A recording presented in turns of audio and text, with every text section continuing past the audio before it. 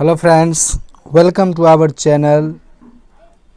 Friends, आज हम discuss करेंगे सॉन्ग ऑफ माई सेल्फ, जिनको एक ग्रेट कवि वाल्ट विटमैन ने लिखा है, जिनका जन्म 1819 में हुआ और उनका देहांत 1892 में हुआ। आपको बता दूं उसका जन्म कब हुआ, 1819 में, और देहांत 1892 में हुआ। ठीक है, कलर ले लेते हैं, एक तो रेड ले लेते हैं। ठीक है, अभी दिखेगा। ओके, अब हम लोग आगे बढ़ेंगे। He was called the people's poet, इन्हें लोगों के कवि कहा जाता था। ही बिगेन वर्किंग, लोगों कवि पीपल्स पोएट, ध्यान रखिएगा फ्रेंड्स, ऑब्जेक्टिव यहीं से आएगा। He began working as a carpenter before his 12th birthday, यानी कि 12 वर्ष से पहले से ही ये कौन चीज़ का काम करते थे, कारपेंटर का काम करते थे। क्लियर? तो इन्होंने अपना बचपना समझो कारपेंटर के रूप में बिताया, इतना समझ सकते हो। और he also worked as a printer, teacher, editor, volunteer, nurse. ये 4 चीज़ ध्यान रखिएगा फ्रेंड्स। ये प्रिंटर के रूप में काम किया, एडिटर के रूप में काम किया, टीचर के रूप में काम किया और वॉलंटियर नर्स के रूप में काम किया। इसमें सबसे इम्पोर्टेंट है यहाँ पर वॉलंटियर नर्स। फ्रेंड्स, अब आपके माइंड में क्वेश्चंस होगा कि वॉलंटियर नर्स कहते किसको हैं। एक ऐसे व्यक्ति जो क्या करता है, बिना कुछ लिए आपका मदद करता है, उसको हम लोग क्या कहते हैं, वॉलंटियर नर्स। ठीक है। ड्यूरिंग द सिविल वार के दौरान इन्होंने निहत्थे लोगों को मदद किया था, इसीलिए उन्हें कहा जाता है वॉलंटियर नर्स। बहुत ही दयालु व्यक्ति थे फ्रेंड्स। ठीक है, आगे बढ़े। बिल्कुल। Whitman's poetry, all of which is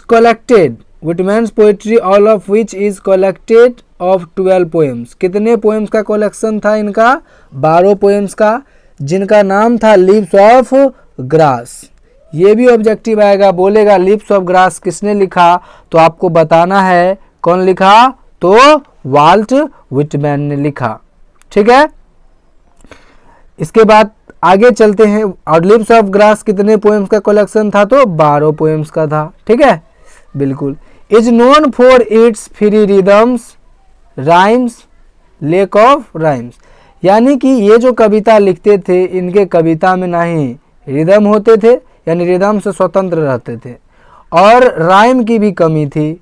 ठीक है, यहाँ पर क्लियर आपको दिख रहा होगा, लेक मतलब क्या होता है, कमी। राइम का कमी का मतलब होता है, जैसे हम राइम स्कीम क्या होते हैं वो बता देते हैं। जैसे मान लीजिए एक है राम, चाहे राना है, क्या है, राना, उसके बाद है खाना, उसके बाद है जाना। आप इसमें क्या देख रहे हैं, अंतिम प्रोनाउंसिएशन सबका मिल रहा है, इसी को कहते हैं हम लोग राइम स्कीम। ये एक कविता लिखने का टेक्निक है फ्रेंड्स। तो इस टेक्निक को जो पालन करता है उसका कविता और भी सुंदर होता है। लेकिन इस कवि ने तो फ्री रिदम और free rhyme, lake of rhyme की भी कमी था, और रिदम से स्वतंत्र थे। इन्होंने अपने कविता में रिदम नहीं देते थे और राइम भी नहीं देते थे, फिर भी इनका कविता बहुत सुंदर हुआ करता था। 4th point, it was only after his death. Friends, जीते जिंदगी इनको उतना एप्रिसिएशन नहीं मिला जितना मिलना चाहिए। एप्रिसिएशन का मतलब होता है प्रशंसा।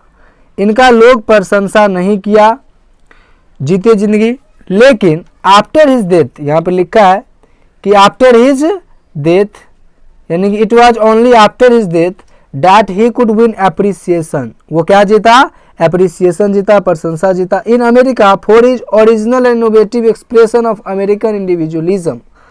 मतलब अमेरिकन इंडिविजुअलिज्म के लिए उन्होंने अपना ओरिजिनल और इनोवेटिव एक्सप्रेशन दे करके लोगों का दिल जीत लिया।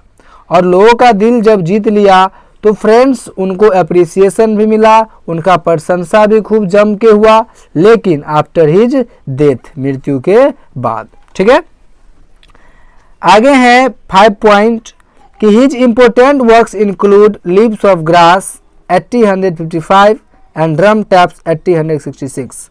इनका जो महत्वपूर्ण कार्य था वो इंक्लूड था लीव्स ऑफ ग्रास में, इंक्लूड मतलब संकलित था, जो कि 1855 में पब्लिश कराया गया, और एक था ड्रम टैप्स जो कि 1866 में पब्लिश कराया गया।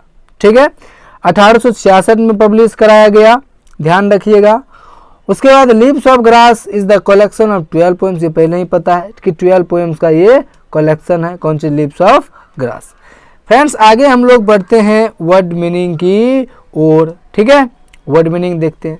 सबसे पहला वर्ड है आपका सेलिब्रेट। सेलिब्रेट मतलब होता है समारोह मनाना, याद कर लीजिएगा इसको। ठीक है, एज्यूम का मतलब होता है मान लेना, लोप मतलब बिना उद्देश्य के घूमना या भटकना, लीड मतलब झुकना या आश्रय लेना, एस्पियर मतलब होता है भाला, क्रीड्स मतलब धार्मिक विश्वास, स्कूल्स मतलब आस्थाओं या पंथों, इन एबियंस मतलब रोके रखना या भुला देना, सफिस्ट का मतलब काफ़ी होना, हॉर्बर का मतलब होता है विश्वास करना या सोचना, हजार का मतलब होता है संकट या खतरा।